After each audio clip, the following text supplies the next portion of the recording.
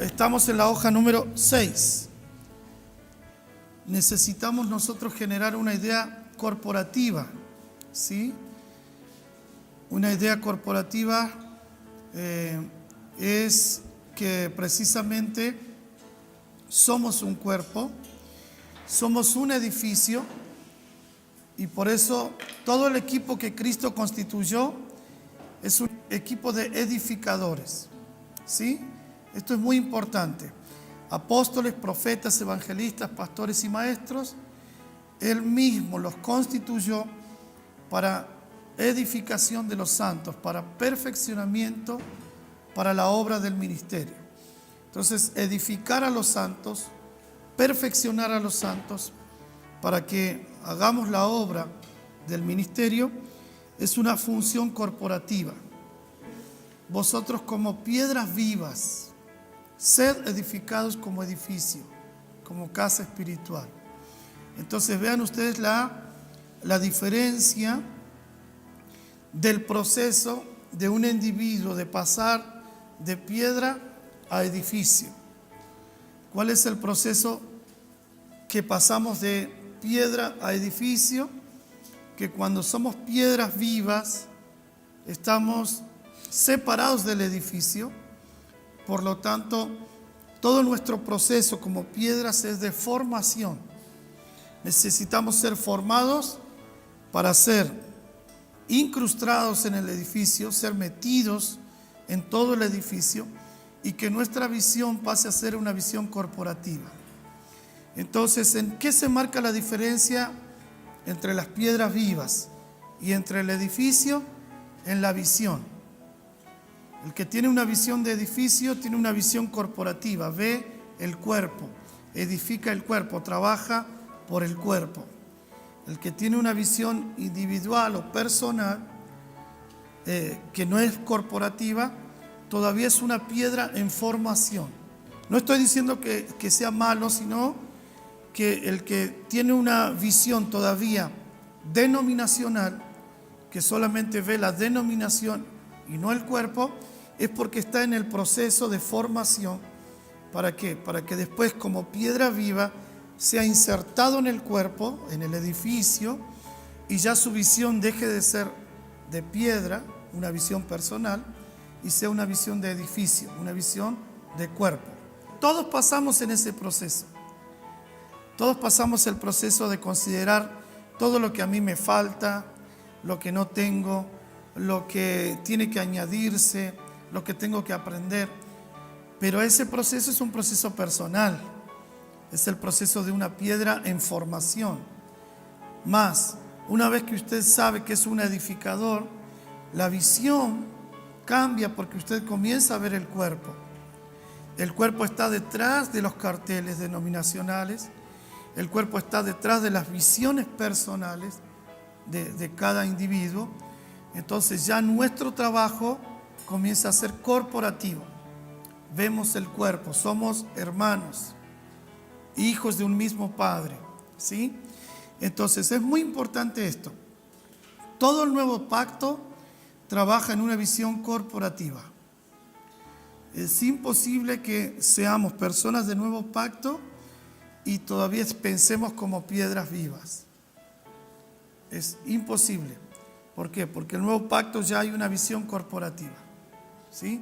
De todas las tribus de Israel, ahora hay un solo pueblo, una nación santa, un pueblo adquirido por Dios. Antes habían 12 tribus. Ahora, de los judíos y de los gentiles, Él hizo un solo pueblo, una sola iglesia. No hay divisiones dentro de ese pueblo o dentro de esa iglesia. ¿Para qué? Para que no haya muchas cabezas. Porque en el antiguo pacto, en el pueblo de Israel, habían 12 cabezas, porque cada tribu tenía su cabeza. Entonces eran 12 tribus, por consecuencia era un cuerpo con 12 cabezas. ¿Sí? Vino la cruz, de gentiles y de judíos hizo un solo pueblo, a todos nos metió en un solo Cristo. Entonces ahora todos somos un solo cuerpo de una cabeza, la cual es Cristo. O sea que en el nuevo pacto la única cabeza que hay es la de Cristo. La iglesia es cuerpo de Cristo.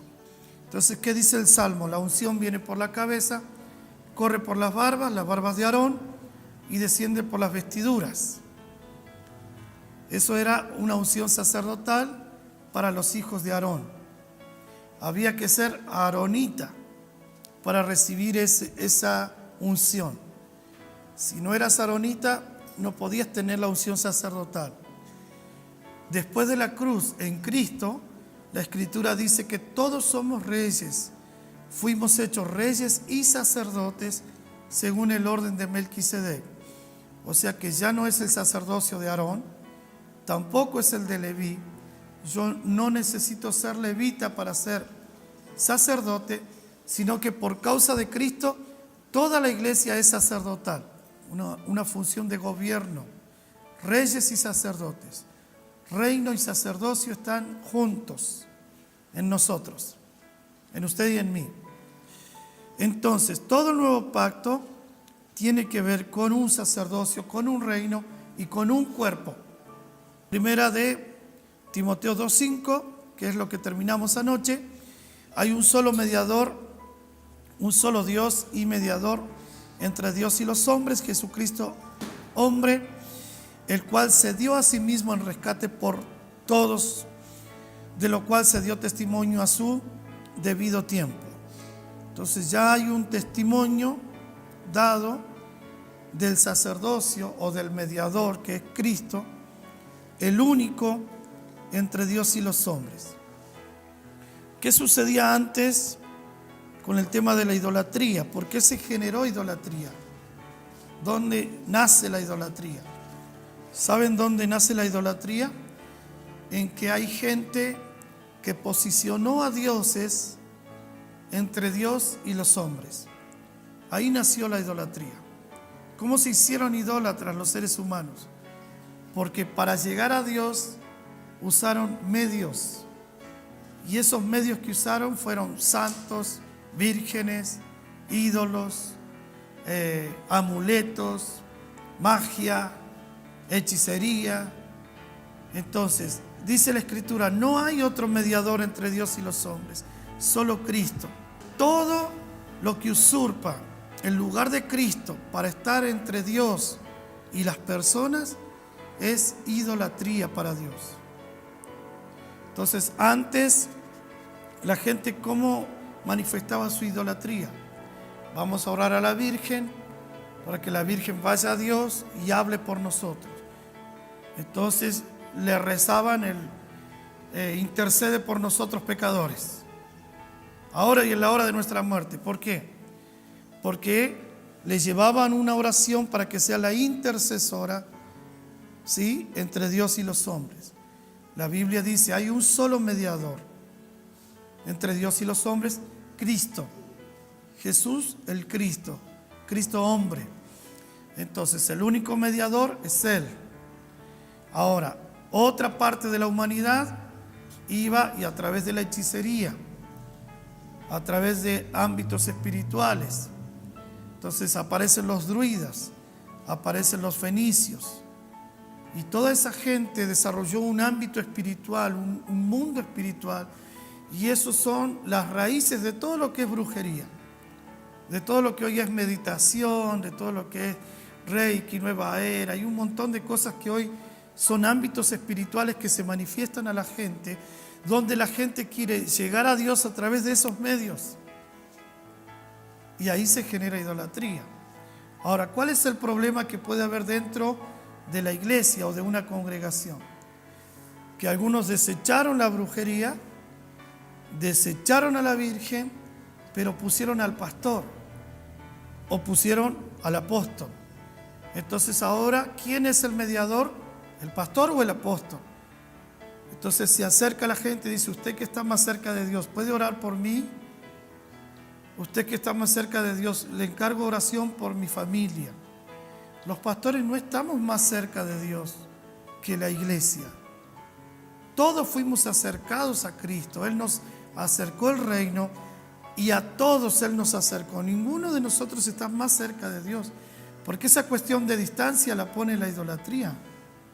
Entonces el único mediador entre Dios y los hombres no es ningún hombre. Por más títulos que tenga o por más jinetas que pueda tener, el único mediador entre Dios y los hombres es Cristo. Entonces su oración es igual de escuchada por Dios que la de su apóstol. Su oración es igual de escuchada que la de su pastor. Ninguno es mediador. ¿Sí? Entonces el trabajo de intercesión que en algún momento hicimos, yo no sé cuántos de los que están acá la hicieron, era de alguna manera ir, tomar las cargas de la gente y presentárselas al Señor.